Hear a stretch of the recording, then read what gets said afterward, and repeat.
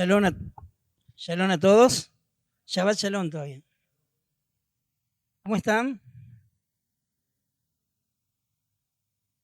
Bueno, vamos a leer la Haftará. Bendito es el Eterno, nuestro Dios.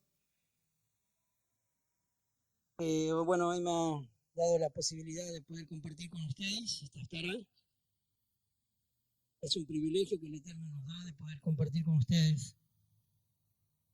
Y un compromiso también de realmente dejar que sea Él el que hable a través de nosotros. Lo decía Juan el Shabbat pasado. Así que bendito sea el Eterno que Él nos da la Torá. Esta Haftará está en el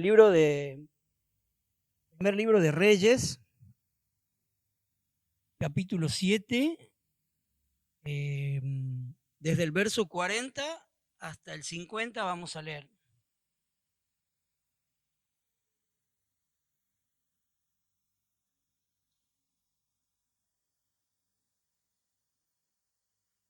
Primera de Reyes, capítulo 7, verso 40 en adelante, hasta el 50 vamos a leer. ¿Todos han llegado ya? Dice, los cántaros, las despabiladeras, las tazas, las cucharillas, los incensarios, las bisagras de las puertas. Perdón, estoy leyendo el último versículo. Era el 40, no el 50. Vamos de nuevo. Para terminar con las obras del templo del Señor, que Salomón le encomendó, Hiram hizo fuentes, tenazas y cuencos, 2 columnas con sus capiteles redondos en lo alto de las columnas, 2 redes que cubrían los 2 capiteles que estaban sobre las columnas, 2 hileras de 200 granadas para cada red, colocadas en la parte más ancha del capitel, 10 fuentes con sus bases, una pila sostenida por 2 bueyes, calderos, paletas, cuencos y todos los utensilios para el templo del Señor. Todo lo que Hiram hizo para el rey Salomón lo hizo de bronce pulido. El trabajo de fundición, el rey ordenó que se hiciera en la llanura del Jordán, entre Sucot y Zaretán, porque ese terreno era arcilloso. Eran tantos los utensilios que se hicieron que Salomón no preguntó cuánto bronce se había utilizado para hacerlos. Salomón mandó hacer también todos los utensilios necesarios para el templo del Señor. Un altar de oro, una mesa de oro sobre la que se colocaban los panes que se consagran al Señor, 5 candeleros de oro puro para el lado derecho y 5 más para el lado izquierdo, frente al lugar santísimo, más las flores, las lámparas y las tenazas. Todo era de oro puro. Los cántaros, las despabiladeras, las tazas, las cucharillas y los incensarios, las bisagras de las puertas del lugar santísimo y las de las puertas del templo, todo era de oro puro. Hasta ahí nomás. Bueno, cuando yo leía esta Haftará, así tan cortita, estos 10 versos, podemos ver que la conexión o podemos ver que nos está hablando de que aquí ya está terminado el templo que Salomón había hecho para el Eterno. ¿Mm? Y si leemos la parashá esta semana, vemos también que Moshe, que se había terminado el tabernáculo, el Mishkan, que se había hecho en el desierto. Yo quería leer el verso 51, que no está dentro de la Haftará, pero me sirve un poquito para un contexto, que dice, la construcción del templo del Señor se hizo tal y como lo había dispuesto el rey Salomón. Luego Salomón depositó en los tesoros del templo del Señor todo lo que su padre David había dedicado, es decir, toda la plata, todo el oro y todos los utensilios. Acá vemos que el rey Salomón había inspeccionado la construcción y que todo se había hecho como él lo había ordenado. También hemos leído en la parashá que Moshe vio la construcción del Mishkan y que todo se había hecho como Dios le había revelado a él y él le había revelado a los que construían. Amén. Es increíble lo que podemos encontrar en estos 10 versos, porque yo leía hoy y hoy compartí algo con César. eh, Hay muchísimo para ver porque pareciera que todo habla de utensilios, de, mm, de piezas que se hicieron, que bueno, están ahí, pero en realidad cada pieza y cada parte tiene algo importante, ¿no? Eh, Nosotros podemos ver primeramente este varón que se nombra ahí, que lo nombró Juan la semana pasada, Hiram.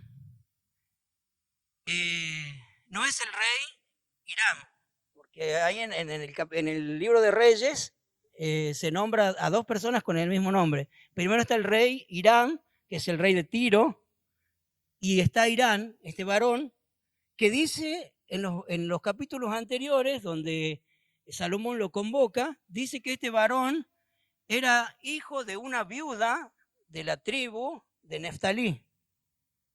O sea que este varón,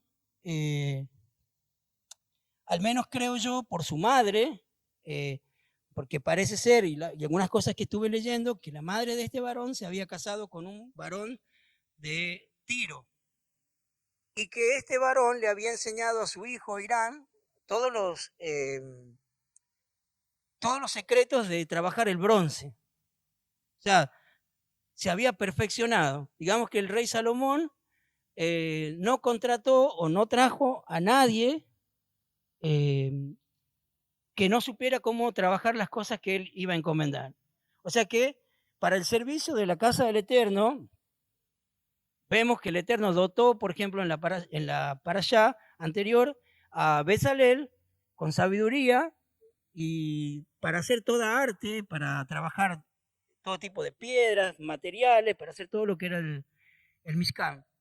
Y vemos aquí que este varón es convocado para hacer un montón de cosas que necesitaban de alguien profesional. Y podemos ver que no es nada al azar, que no ocurre nada por casualidad y que el Eterno tiene el control de todas las cosas. Este era un varón que por la genealogía de su madre conocía Israel, conocía seguramente al Eterno, porque estoy seguro que las madres, porque de israelitas le hablaban a sus hijos de la Torá, de la salida de Egipto, y este varón seguramente conocía todos sus secretos. O sea que tenía en su genealogía, eh, era de la tribu de Israel, perdón. O sea, venía en su genealogía de la tribu de Israel, de la tribu de Neftalí. Entonces podemos ver que el Eterno no hace nada así por así. ¿Entienden?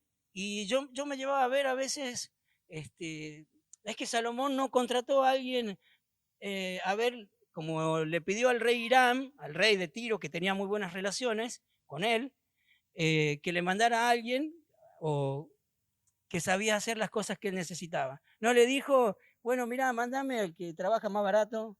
No le dijo mándame el que cobra más barato. No le dijo, mándame a este que, total, para la casa del Señor, o sea, total, para el templo.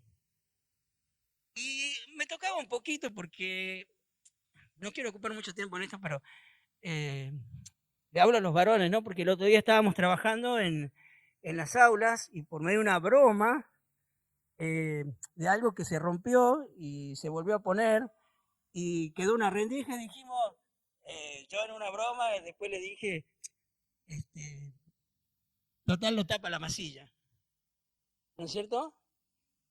Pero esa broma, más allá de ser una broma, me llevó a pensar cuando estaba leyendo esto, que realmente tanto como Bezalel y como este varón eran especialistas y profesionales en hacer las cosas, y especialmente las cosas que iban a hacer para el tabernáculo, en el caso de Bezalel, y este varón para el templo, en este caso.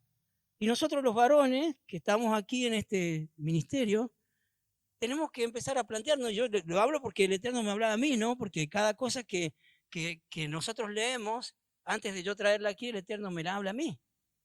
¿Y cómo estamos brindando nuestro servicio realmente? ¿Es en excelencia? ¿Lo hacemos realmente con la sabiduría que el Eterno ha puesto en nosotros? Y no hablo solo de poner las placas de Durlock, de la masilla, que es muy importante. Porque yo me reía y cuando leía esto me reía porque esa broma que yo le hice a alguien, en verdad es así. Yo no veo a Bezalel, hoy nos salió uno de los brazos de la menorá, nos salió un poquito inclinado, pero ¿quién lo va a notar si ahí solamente entra el sumo sacerdote?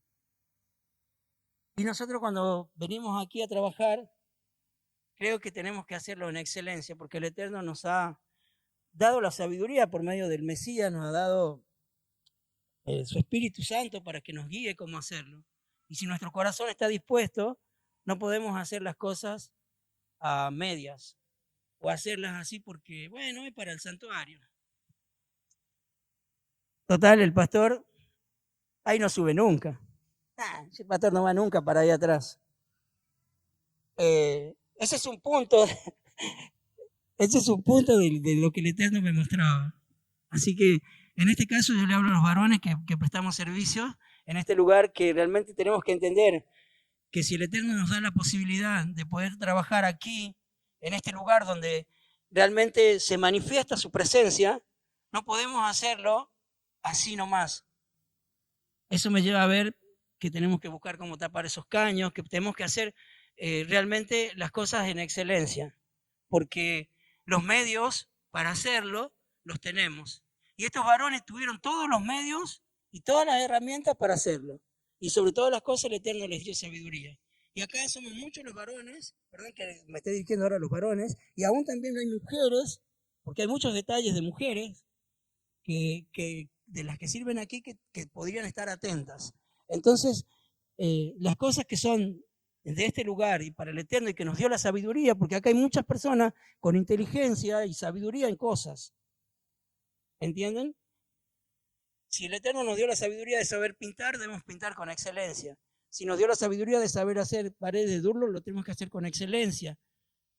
De lijar, lo tenemos que hacer con excelencia, porque es para el Dios eterno. Y estos dos varones estaban dotados de esa sabiduría y la emplearon bien, a tal punto que dice que, ustedes se imaginan, ¿creen que Moshe, por ejemplo, entró al Mizcán y miró así nomás, está bien, esto está bien, las tablas estas parecieron, porque no, dice que entró y dijo que todo estaba hecho tal y cual como se le había ordenado. Y también dice que Salomón vio que toda la obra que él hizo en el templo se hizo como él lo había mandado, como Dios le había revelado a David, su padre, y David le había revelado a él. Ese es uno de los puntos que quería tocar. Perdón si me llevó mucho tiempo, pero también quería hablar un poco de lo que se describe que hay ahí, que fueron hechas. Me llamaba la atención que todas las cosas que fueron hechas para el lugar santo eran de oro puro. Eran de oro puro. Y para que el oro sea puro, sea purificado, sea del bueno, tiene que ser trabajado. Tiene que ser, hay otra palabra, no es trabajado. Tiene que ser refinado. Y para refinar el oro se necesita fuego, un horno. Se tiene que refinar con fuego. ¿Verdad? No voy a decir sí o no porque si no se ríe. Me llamaba la atención que todo, miren, le leo de vuelta un ratito. Dice que Salomón mandó a hacer también todos los utensilios necesarios para el templo, un altar de oro, una mesa de oro sobre los que se colocaban los panes que se consagran, 5 candeleros, y eso también me ha llevado la atención, de oro puro para un lado derecho y 5 para el lado izquierdo. O sea, había 5 menorá. Era impresionante ver porque me llamó la atención, de verdad que por muchos años yo leí la escritura y nunca presté atención, no me di cuenta que eran 10 menorá. Y el lugar descrito en metros que uno entraba, eran las únicas lámparas que había ahí. Y hoy, cuando escuchaba la transmisión del apóstol, que hablaba de un minyan, que el pastor a veces lo dice, que debe haber,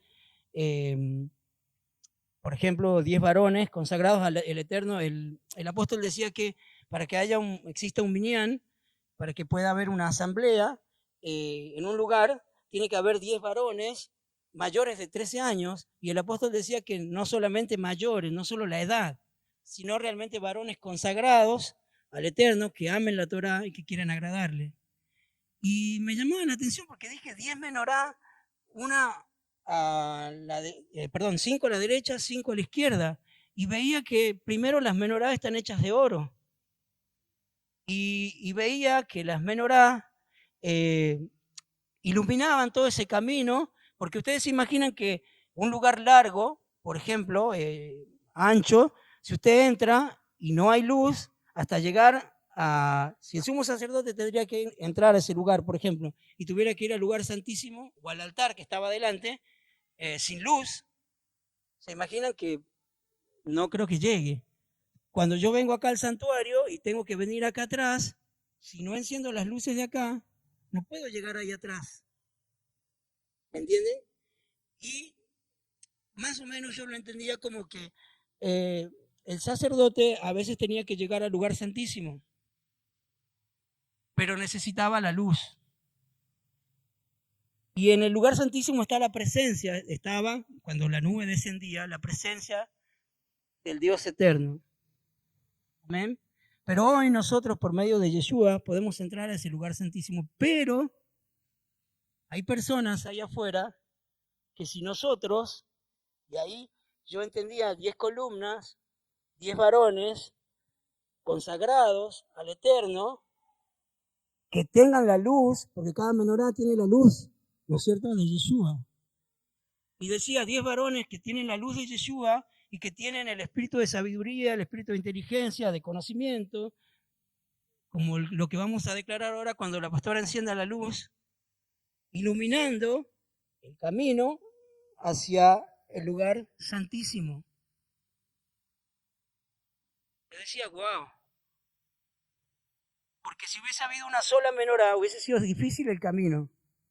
Pero si hay muchas menorá, en este caso había 10, y es necesario 10 varones para una asamblea en un lugar, como por ejemplo Ostende, como Gesel, para que realmente la gente de ese lugar pueda ir, o sea, varones que tengan el Espíritu Santo, que tengan la presencia de Yeshua, y que por medio de la luz que esos varones, nosotros, los varones, y las mujeres también, puedan iluminar el camino hacia la presencia del Padre, aquellos que no lo conocen. Eso es lo importante. Me llamaba mucho la atención, decía, wow, porque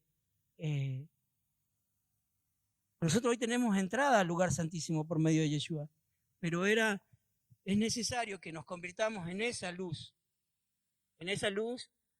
realmente en esas menorá que iluminan el lugar, que iluminan el entorno, lo que nos rodea, para que realmente las personas que hoy están en oscuridad puedan conocer algo tan maravilloso y que el pastor hablaba esta semana, que es la presencia del Dios Altísimo.